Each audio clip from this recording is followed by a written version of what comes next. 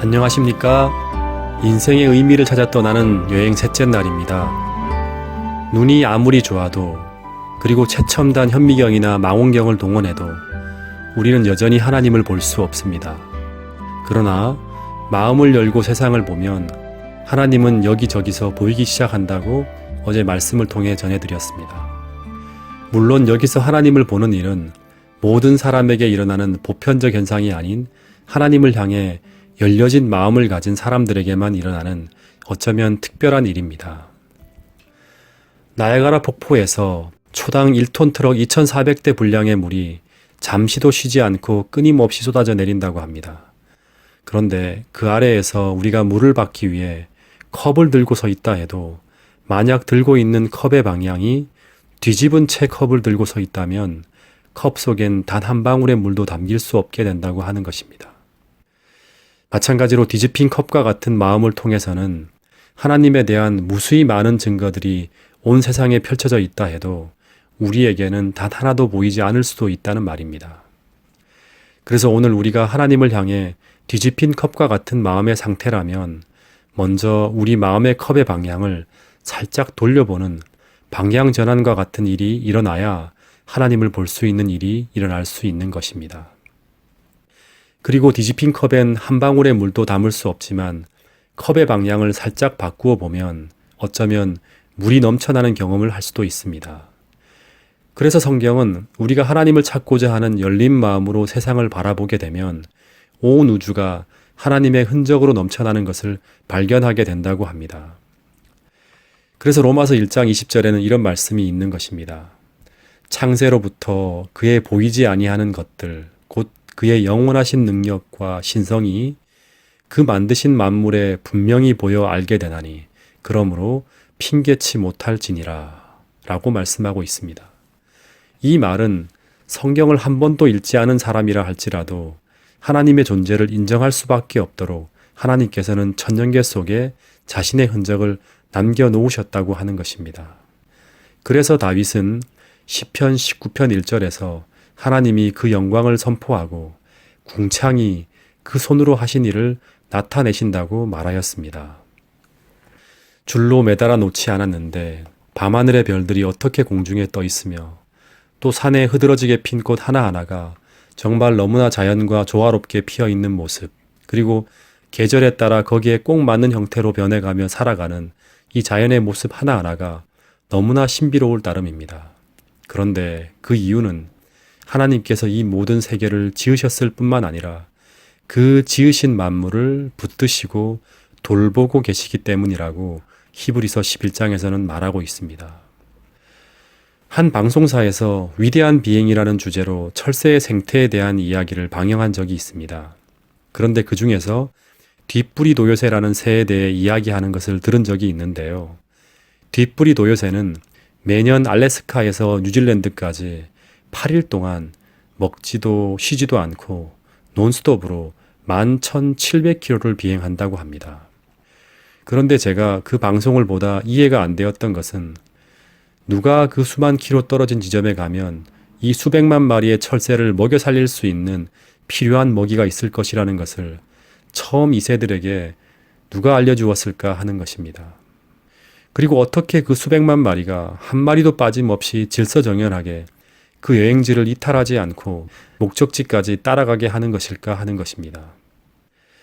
그래서 이 다큐를 제작한 PD가 제작 후기를 올려놓은 글을 제가 읽어보았는데 이렇게 적어놓고 있었습니다.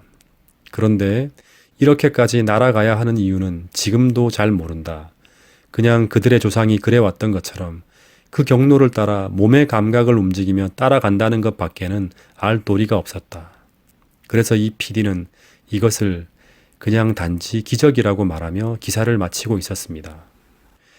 그런데 이 세대를 만드신 창조주 하나님을 배제할 때 이것은 신비요 기적이지만 모든 피조물을 돌보시는 창조주 하나님이 계시다는 관점에서 이 철새들의 생태를 바라본다면 이런 자연현상은 당연하게 설명되어질 수도 있는 것입니다.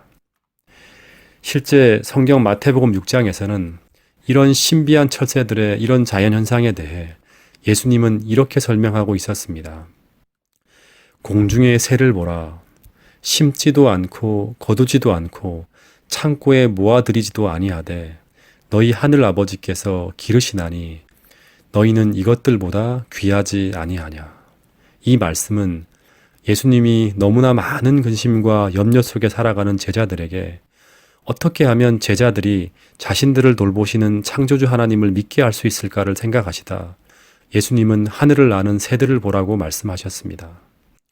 그 새들이 심지도 않고 거두지도 않고 심지어 겨울에 먹을 양식을 저장해 두지도 않았지만 그러나 그들이 매년 생존하며 살아가는 것은 하나님께서 그들을 기르시고 돌보시기 때문이라고 말씀하셨습니다. 새들은 어디에 생존에 필요한 양식이 있는지 알 수 없지만 세상을 창조한 하나님은 그것을 알고 계시고 그래서 그들을 살리시기 위해 수백만 마리의 새들을 움직이시고 수만 킬로의 비행을 지도하며 그들의 서식지를 찾아 그들을 이동케 하며 그들을 돌보고 계신다고 하시는 것입니다.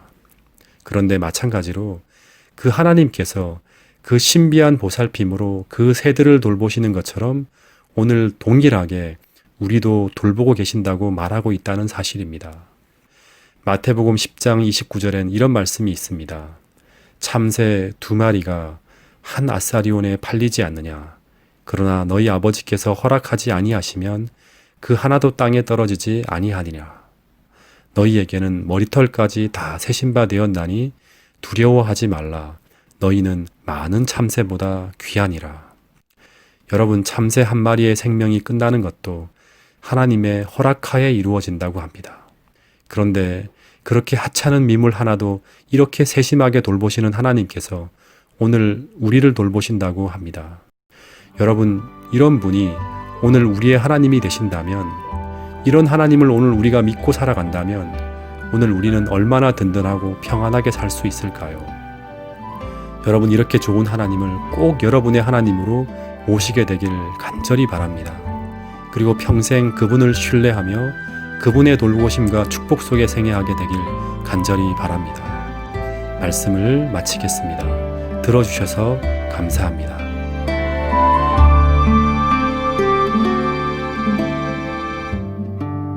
내가 처음 주를 만난 날